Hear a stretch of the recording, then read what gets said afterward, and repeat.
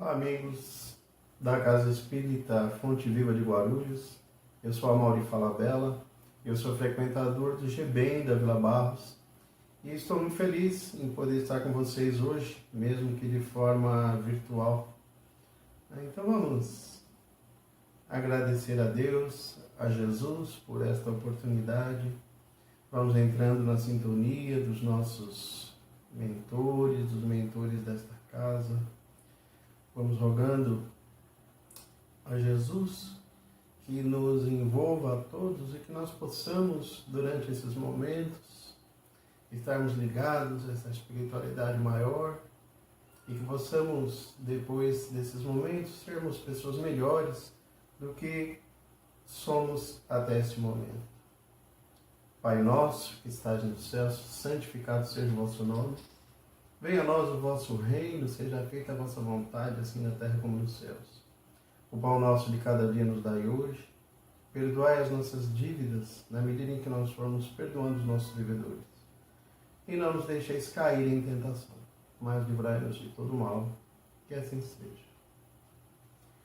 Bom, eu gosto sempre, antes da gente entrar no tema que foi proposto para hoje, da gente lembrar qual é o nosso objetivo quando nós buscamos a doutrina espírita para viver. E o nosso objetivo maior é nos tornar seres humanos melhores, atingir um grau de perfeição. É esse o nosso objetivo. E a gente constata isso, estudando a doutrina, que o nosso destino é sermos felizes e perfeitos. Ainda não somos, mas estamos lutando para isso. Nós podemos observar na pergunta 132 do Livro dos Espíritos, quando Kardec pergunta: qual é o objetivo da encarnação dos espíritos? E os guias respondem: a lei de Deus lhes impõe a encarnação com o objetivo de fazê-los chegar à perfeição. Para uns é uma expiação, para outros é uma missão. Mas para chegar a esta perfeição, devem sofrer todas as tribulações da existência corporal. Ou seja, nós não estamos aqui para brincadeiras, Nós estamos aqui nesse mundo de prova, de expiação, nesse mundo material, para superar os nossos limites, cultivar as nossas virtudes.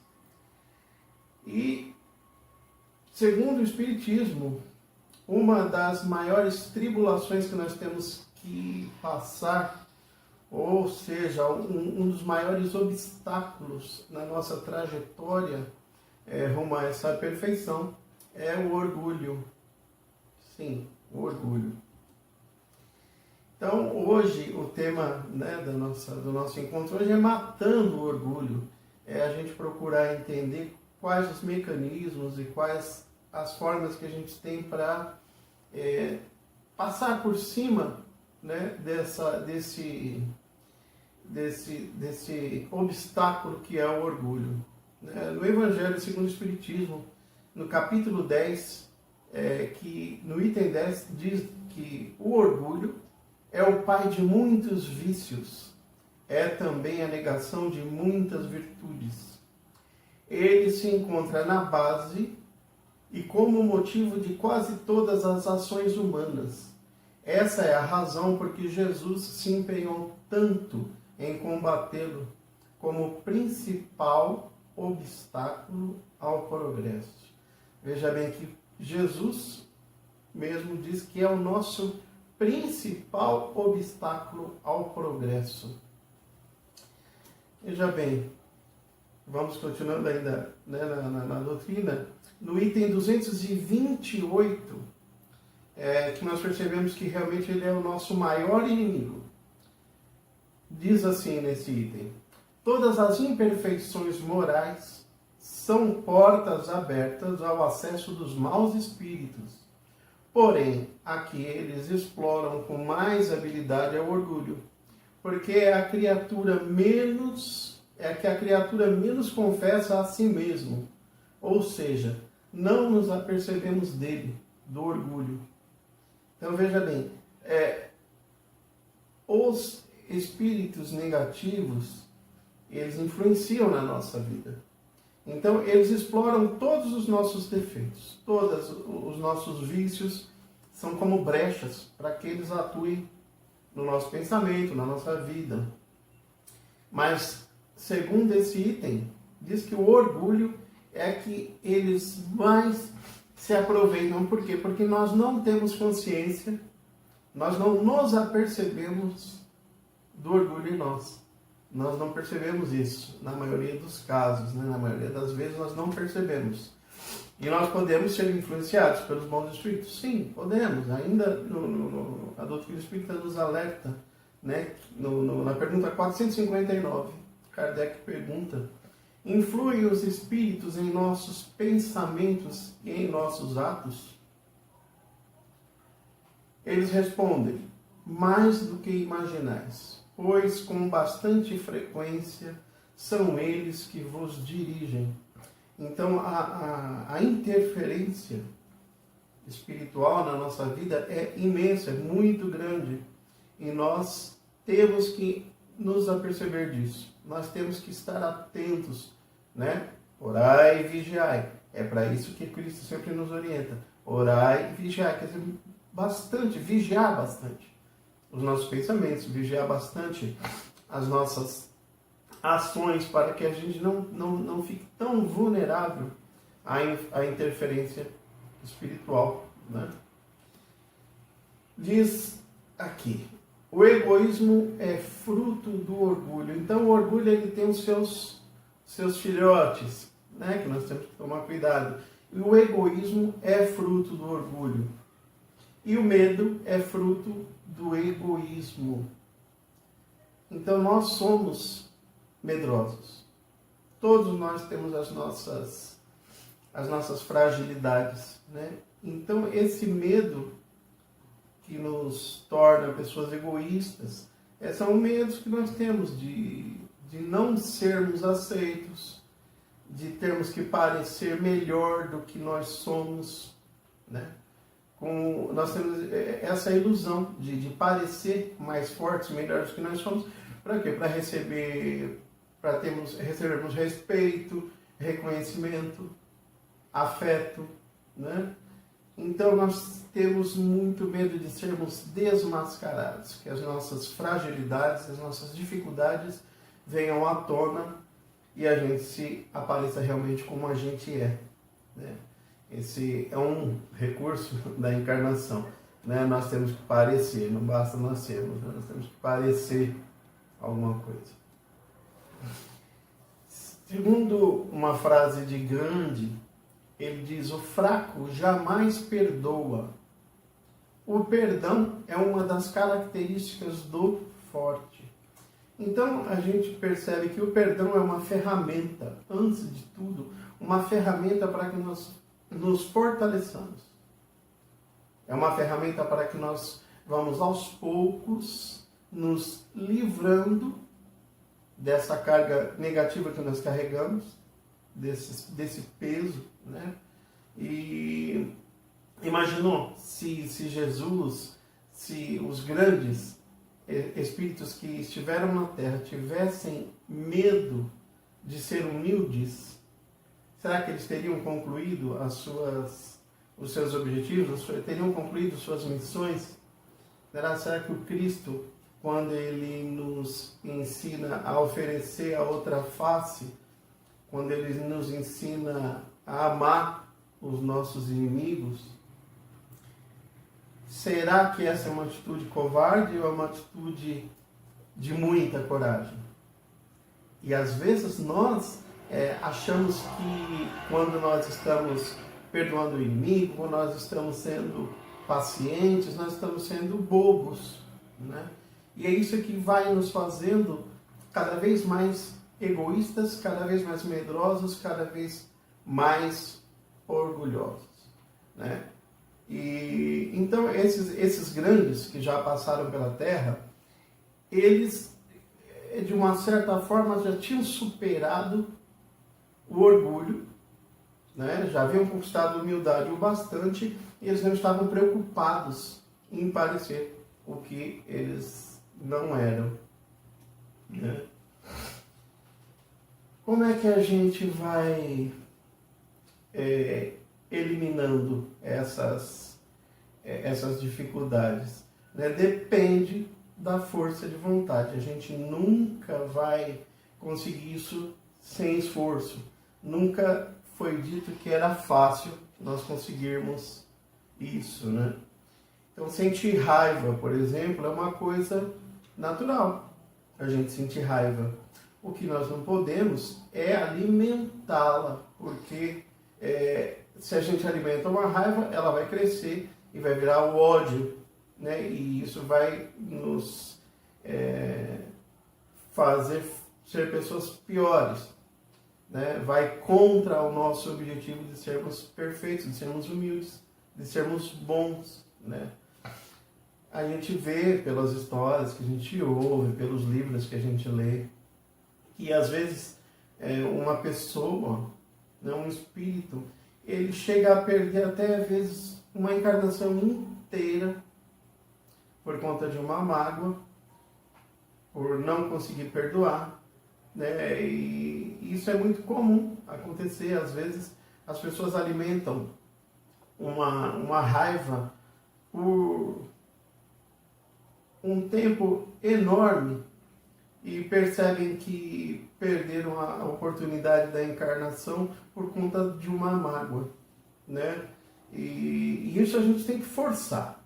Não adianta a gente achar que vai perdoar, que vai acontecer de uma hora para outra, né? Nós estamos num planeta difícil. Aqui a energia é pesada por conta de nós mesmos, dos habitantes.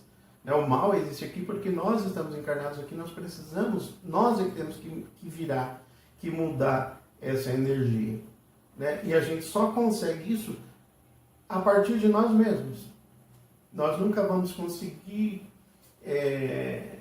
modificar o outro.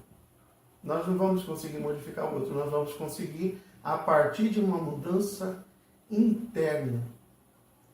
Então, mas como que eu vou combater essas más tendências? Tudo começa no pensamento. Se nós não fizermos nada, ficarmos à toa, sem orar, sem vigiar, se você ficar distraído, você vai perceber que os maus pensamentos vêm sozinho. Você não precisa fazer força para ter um mau pensamento. Você precisa fazer força para ter um bom pensamento.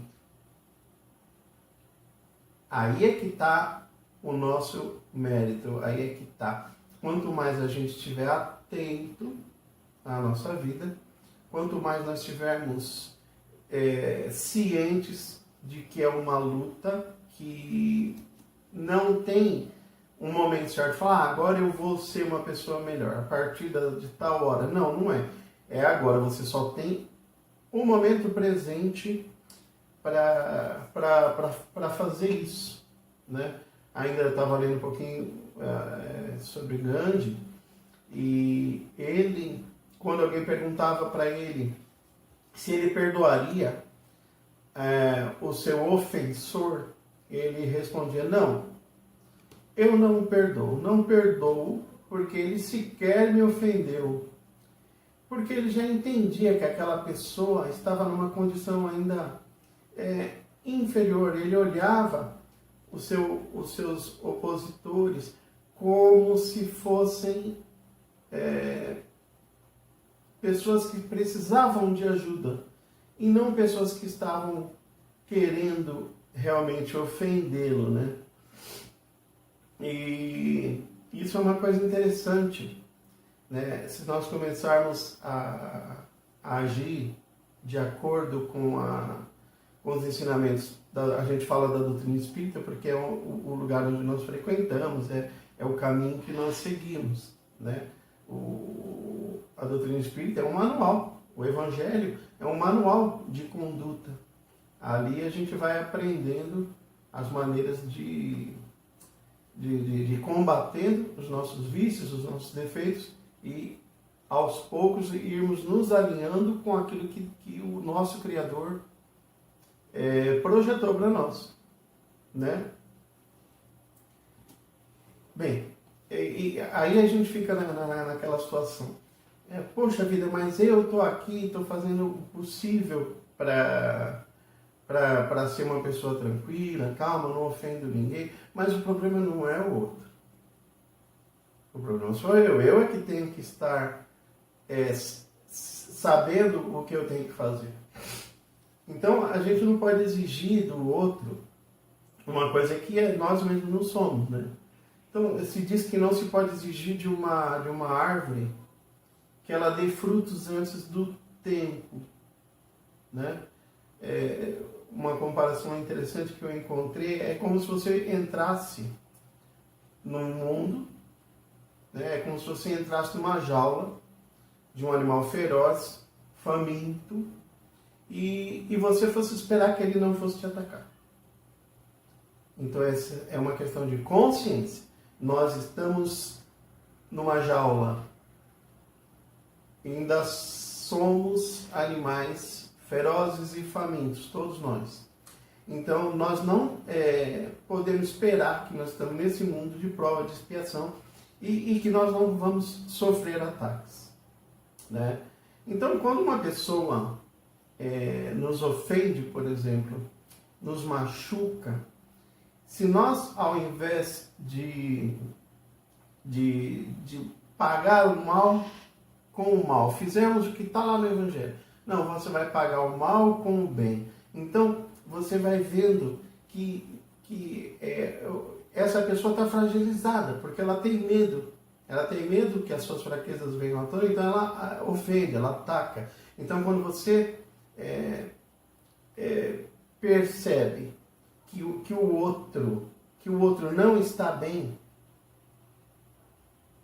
é a sua chance de agir.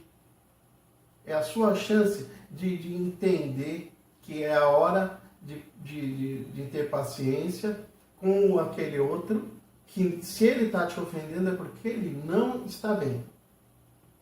Ah, mas e eu? Ninguém vai se preocupar comigo? Então, o problema é que você é o outro do outro. Você não responde pelo outro.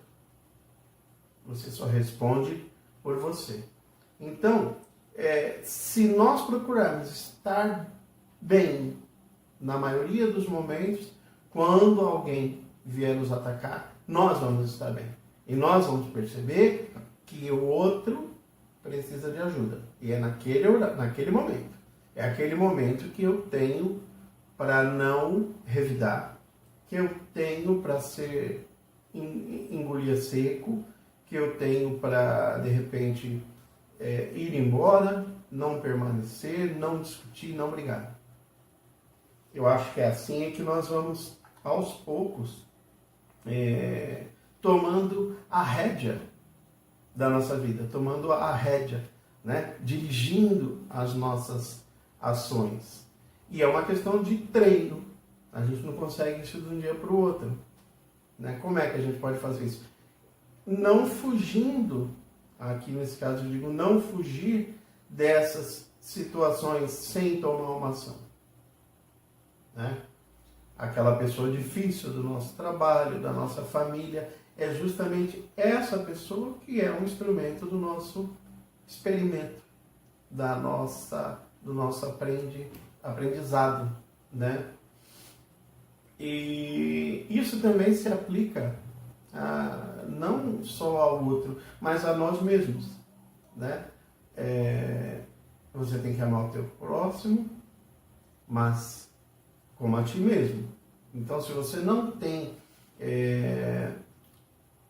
paciência com as suas próprias limitações, se você não consegue entender que você ainda não está pronto, que você está em formação, você ainda está tentando, né? Você ainda está tentando, a gente ainda está tentando superar os nossos limites. Então, essa paciência, essa luta que nós temos contra o mal, não é também só o mal do outro, é o mal que está dentro de nós ainda. Deficiências que nós temos de conduta, que a gente precisa também falar, peraí, eu também tenho limites. Eu não vou ser essa perfeição nessa encarnação, nesse momento. Eu posso ser, quando muito, um pouco melhor do que vinha sendo até ontem. Mas não tem como eu me transformar num anjo de uma hora para outra, né? Então, o perdão é uma ferramenta que é realmente a nossa grande arma, o nosso grande escudo, né?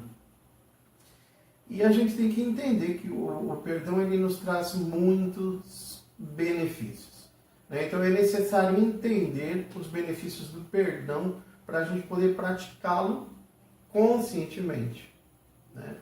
O Evangelho do Cristo é cheio de exemplos, né? Jesus nos ensina que nós devemos perdoar 70 vezes, 7 vezes aqueles que nos ofendem. Puxa vida, a gente sempre ouve isso.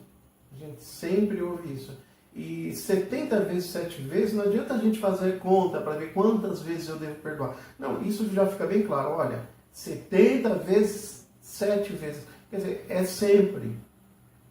Sempre que for necessário, sempre que for preciso, né? O Evangelho ensina que quando alguém bate na nossa face, a gente tem que oferecer outra face. Quer dizer, não é que você tem que sair por aí apanhando, mas quando alguém te fere numa determinada situação, oferecer outra face, oferecer uma outra forma da pessoa também, do outro, entender aquela situação. Falar, olha, você está achando que é isso, mas existe uma outra face desse assunto que a gente poderia conversar, a gente poderia procurar se entender, a gente poderia procurar resolver isso juntos. Não é fácil, é muito difícil, a gente sabe. O Evangelho também nos diz para que a gente se reconcilie com o nosso próximo enquanto nós estivermos com ele no caminho. Ou seja, às vezes a gente ouve no centro, nas conversas que a gente ouve, nessa encarnação não vou dar conta de fazer isso, vou deixar para a próxima. O espírita já achou esse gancho. Não, isso eu não vou resolver agora, isso vai ficar para outra. Mas o Cristo não quer que seja assim. Ele diz que o quanto antes você se resolver com o teu próximo, aquele que está com você no caminho, ou seja, na encarnação, nessa experiência, melhor para você. Então, às vezes a gente não pagar o mal com o mal, pagar o mal com o bem, não revidar, né? A gente, no fundo, estamos fazendo o bem para nós mesmos, né? Dá um trabalho para a gente fazer isso, mas a gente vai tentando, vai experimentando, porque a mágoa é um peso que nos atrasa a nossa vida. Então, até por inteligência mesmo, por vontade de viver melhor, a gente tem que experimentar essa questão de perdoar e de ser mais manso, né? Como queria o Cristo. A gente é como se a gente fôssemos parte de tudo. Nós temos que nos sentir juntos. Sentir que o outro faz parte de mim e que se o outro não estiver bem, eu não vou estar. E é como se a gente fosse uma coisa só. E a gente vai percebendo que quando a gente consegue perdoar, a gente tira um peso dos nossos ombros, né? E até para a nossa saúde. Já é provado que você guardar mágoa, aquele que guarda mágoa, rancor, ele sofre fisicamente. Problemas de estômago, problemas de coração, diversos problemas. No físico mesmo, a gente sofre dor física pela questão de não perdoar, pela questão de não deixar que o amor flua, né? A gente parece que faz questão de sofro, mas não, como a gente diz, não dou o braço a torcer, né? Antigamente, né, era aquela história das leis lá antigas, né? Olho por olho e dente por dente. Mas aí Jesus veio e disse não, que não resistais ao mal, né? Ele diz, mas qualquer um que te bater na face direita, oferecer também a outra. Isso está na Bíblia, né, no Evangelho. E o perdão é uma escolha sua, é uma ação sua, e toda ação provoca uma reação. É a lei da causa e do efeito, né? Então, quando você perdoa, você está agindo. E você vai produzir um efeito. Né? Tem um livro que chama Arte da Felicidade. Tem uma frase lá que diz: o perdão é uma escolha, é recuperar o seu poder, é assumir a responsabilidade pelo que você sente. Assumir a responsabilidade pelo que você sente, recuperar o seu poder. A minha mãe falava assim, você quer fazer pirraça, você faz. Pirraça é para quem faz. Era isso que ela falava. Então é assim, a gente às vezes fala assim, não, então eu tenho o direito de não perdoar, não vou perdoar, isso eu não esqueço, não adianta. Mas veja bem, a gente não tem o poder de punir o outro. Vamos imaginar de que o outro, aquele quem eu digo, eu não vou perdoar, se o outro resolve entrar na linha e resolve seguir a lei de Deus, você acha que se você não fizer a tua parte, não perdoar, você vai punir o outro que está fazendo certo? Não é a nossa atitude negativa que vai bloquear uma lei de Deus. Entende? Se o outro resolve ficar bom, não vai ser a minha falta de perdão que vai mudar a lei de Deus. Então a gente tem que pensar nisso. Né? A gente tem que pensar que nós não somos dono da situação. Nós não somos donos de nada. Nós estamos aqui para melhorar, para aprender, e realmente não é fácil nós matarmos o orgulho. Se o Cristo, identificou o orgulho como sendo o nosso maior inimigo, imagina nós. E conforme diz no início, que eu disse lá do Evangelho, nós nem nos apercebemos dessas coisas, nós não nos apercebemos do orgulho que habita ainda o nosso ser. Mas enfim, gente, é um exercício diário, e eu às vezes falo até para meus amigos, não é nem diário, é horário.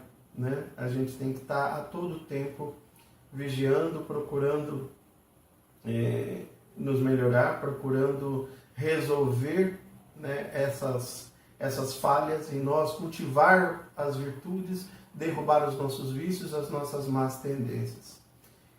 Bem, é isso. Eu queria que vocês ficassem todos em paz e que Jesus nos abençoasse a todos e que em breve nós possamos nos ver pessoalmente, né? Estarei aí no Fonte Viva numa próxima oportunidade.